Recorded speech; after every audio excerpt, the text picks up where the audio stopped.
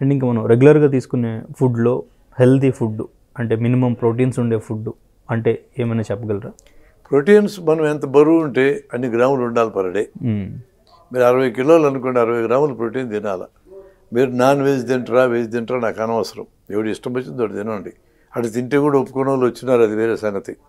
కానీ food habits మీద ఎవడు వేలు పెట్టడం అనవసరం. ఎవడికి ఇష్టం వచ్చిందో అది తింటాడు. 60 కిలోల మనిషికి 60 గ్రాములు ప్రోటీన్ ఉండాలి, ఇది తప్పదు. దీంట్లో రాజీ పడద్దు. ఆకుకూరలు ఉండాలి ఆహారంలో. ఆకుకూరలు ఎంత ఎక్కువ తింటే అంత మంచిది. విటమిన్స్ దొరుకుతాయి, బి కాంప్లెక్స్, విటమిన్ సి లాంటివి. రెండోది ఫైబర్ ఉంటుంది, ఫ్రీగా మోషన్ వస్తుంది. ఈ రకమైన ప్రయోజనాలు దాంతో ఉన్నాయి. ఆకుకూరలు ఎక్కువ తింటే కడుపు నిండుతుంది. ఇంత ఆకుకూర వేసుకొని ఇంత రైస్ తిన్నాం అనుకో, రైస్ నీకు ఎక్కువ అవసరం ఉండదు, ఆకుకూర ఎక్కువ అవసరం. కడుపు నిండుతుంది, క్యాలరీలు రాకుండా ఉంటాయి. ఆకుకూరలు ఎక్కువ, కాయగూరలు ఎక్కువ క్యాలరీలు రావు. రైస్ అనేది ఎంత పాలిష్డ్గా ఉంటే అంత ప్రమాదం. వైట్ మెటీరియల్స్ అంటారు వీటిని. తెల్లటి ఉప్పు, తెల్లటి చక్కెర, తెల్లటి నెయ్యి, తెల్లటి రైసు, ఈ 4 వైట్ పాయిజన్స్ అంటాం. తెల్లటి రైసు కడుపు నిండడానికి తినేది. అవసరానికి మించి 1 గ్రాము తిన్నా ఫ్యాట్ అవుతుంది. రైస్ మనకి స్టేపుల్ డైట్ మన ప్రాంతంలో. రైస్ ఎంత తెల్లగా ఉండి అంత పైనుండి పొరలన్నీ పోతాయి. ఆ పొరల్లో విటమిన్లు, ఖనిజ లవణాలు ఉంటాయి. ఈ పొరలన్నీ తవుడులోకి వెళ్తాయి. తవుడు పశువులు తింటాయి, పశువులు బలంగా ఉంటాయి, మనం సవకూడి తింటుంటాం. కాబట్టి తెల్లగా మెరిచే రైస్ ప్రమాదం, తగ్గించాలి. బ్రౌన్ రైస్ తినండి, లేదంటే జొన్నలు, రాగులు, సజ్జలు పొట్టుతో సహా పిండి చేసుకోండి, రొట్టెలు చేసుకొని తినండి, బ్రహ్మాండమైన ఆహారం.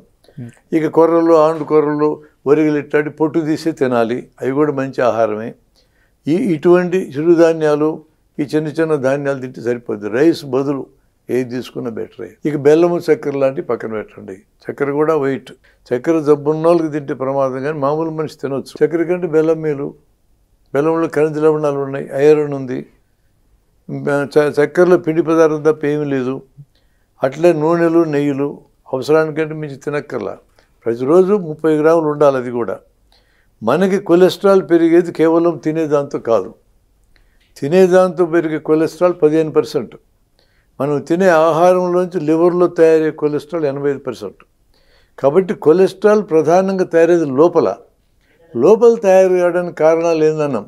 టెన్షన్ ఒక కారణం, ఎక్సర్సైజ్ లేకపోవడం కారణం, ఒబేసిటీ ఒక కారణం. అవి కరెక్ట్ చేస్తే కొలెస్ట్రాల్ కూడా తగ్గుతుంది. బయట నుంచి వచ్చే దాంతో ప్రమాదం లేదు.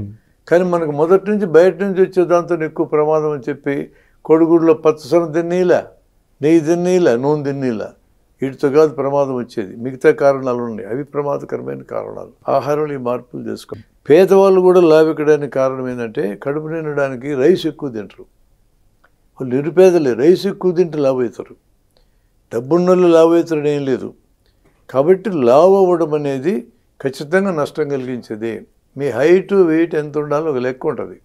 మీ హైట్ని మీటర్లో లెక్కేయండి, దాన్ని ఇంకోసారి హెచ్చవేయండి, అంటే స్క్వేర్ ఇంటూ 22.5 వేయండి, ఒక ఫిగర్ వస్తుంది. మీ height in metres into height in metres into 25 ఇంకో ఫిగర్ వస్తుంది. ఈ రేంజ్ మధ్య ఉండాలి. అంటే మీరు 5 అడుగులు 8 అంగుళాలు ఉంటే 170 సెంటీమీటర్లు, 1.7 మీటర్స్. 1.7 ఇంటూ 1.7 22.5 69 వస్తుంది. 1.7 ఇంటూ 1.7 25 74 వస్తుంది. 5'8" ఉన్న వాళ్ళు 69 to 74 ఉండాలి. అట్లా ఎవరికి వాళ్ళు లెక్కేసుకోవచ్చు. అంతకంటే మించితే ఏం చేయాలి? ఫస్ట్ రైస్ కట్ చేయండి, నెలకు 3 కిలోలు తగ్గిపోతారు. 5 కిలోలు 6 కిలోలు ఎక్కువ ఉంటే ప్రమాదం కాదు. 10 కిలోల పైన ఉంటే మాత్రం ఖచ్చితంగా తగ్గాలి. 10 కిలోల దాకా బరువు ఉంటే ఈ మెథడ్తో రైస్ తగ్గిస్తే మీరు బరువు తగ్గొచ్చు. 10, 15, 20 అటు పోతే మాత్రం అంత ఈజీగా తగ్గడం. ఇది చెప్పి అన్ని రకాల మెథడ్స్ ఫెయిల్ అవుతాయి. వాటికి ఇప్పుడు మెటబాలిక్ సర్జరీ అని ఒక ప్రొసీజర్ వచ్చింది. ఆ ఒక్క ప్రొసీజర్ మాత్రం పనిచేస్తుంది 20 కిలోలు 30 కిలోలు ఉన్న వాళ్ళకి. మెటబాలిక్ సర్జరీలో హార్మోన్స్ని మారుస్తారు. మార్చడం వల్ల ఆకలి తగ్గిపోద్ది. ఆకలి తగ్గిపోతే బరువు తగ్గిపోతారు.